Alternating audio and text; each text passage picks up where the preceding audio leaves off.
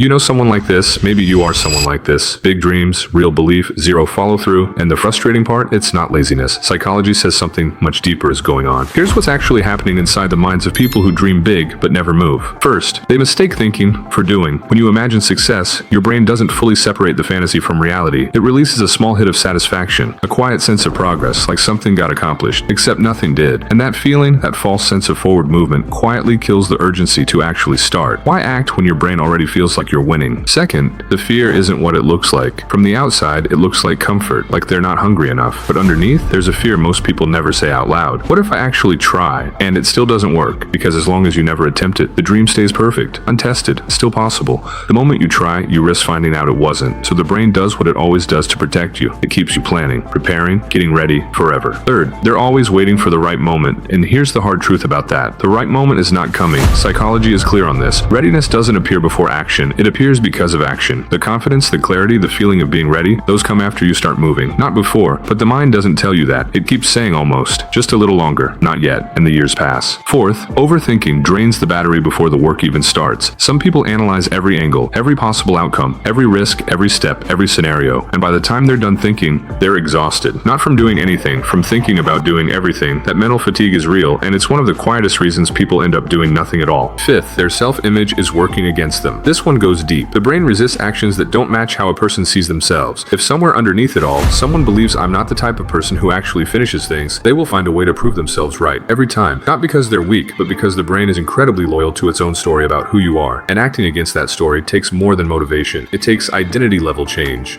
Sixth, and this might be the most honest one, they're addicted to potential. Talking about big plans feels good. It creates excitement. It makes you feel like someone with vision, with drive, with a future worth talking about. But actually building something, that's repetitive. It's slow, it's uncomfortable in ways nobody warned you about. So instead of doing the hard, boring, unglamorous work, they stay attached to the version of themselves that could, the potential version, the future version, because that version never disappoints anyone. Here's the thing about big dreams. They're not rare. Almost everyone has them. What's rare is the person who keeps going when the excitement fades. When the work gets tedious, when the results are slow and the motivation is gone and the mind is quietly suggesting 100 reasons to stop. The gap between dreaming and building isn't talent. It's the ability to act, even when every part of your brain is telling you to wait.